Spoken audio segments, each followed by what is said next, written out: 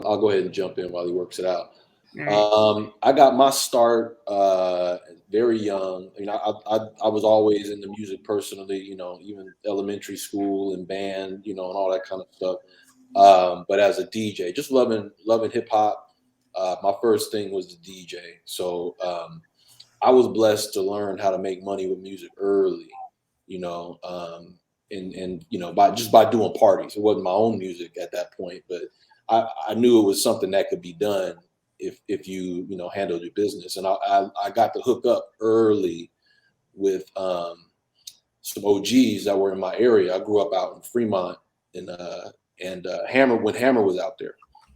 So I ran into a bunch of his people, and they kind of, as a youngster, took me around under their wing and introduced me to all the different people in the studio. Like, hey, this guy's a manager. This guy's a tour. You know, this guy handles the touring. This is an agent. This is a lawyer over here. It's like there's all these people in the music business that aren't artists.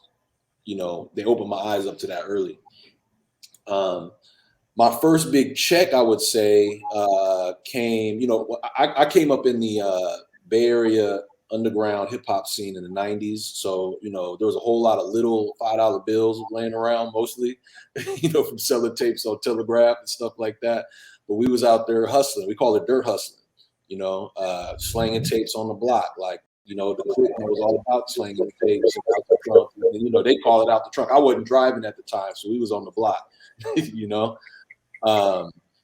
but you know, all of that kind of helped us grow. Somebody's feeding back, but all of that is what helped me understand that you know there's definitely business to the music and not just you know making the songs and stuff like that. You could actually, you know, I was making more money selling tapes than working at any job I was working at. You know, okay. So to wrap that up, my first big check probably came when I was. I think I was 18. I produced a artist named Jenny Fujita, who was from the Bay Area.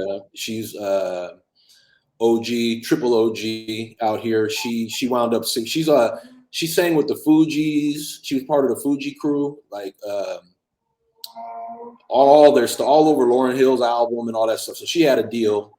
Me and her used to go out back in the day. So when she got her deal, she got me a slot on the album. I mean, it was with like Salam Remy produced on the record. It was all these titans, like it was titans working on her project. And she, you know, she looked out for me because I was the homie. I think we'd even broken up by then, but she looked out for me and got me on there. I think I made $10,000.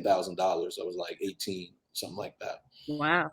It's not bad. Not a bad first check. Not bad, not bad. Then I believed it. After that, I started really believing it. It was like, okay, but I didn't see anything again like that for a while. But you know, it was you know, it was a steady progression for me. With me, music led me to every next step because I always wanted to get to that next step and have more people here. So I you know, all the business I know. I mean, I started my first business was my DJ business.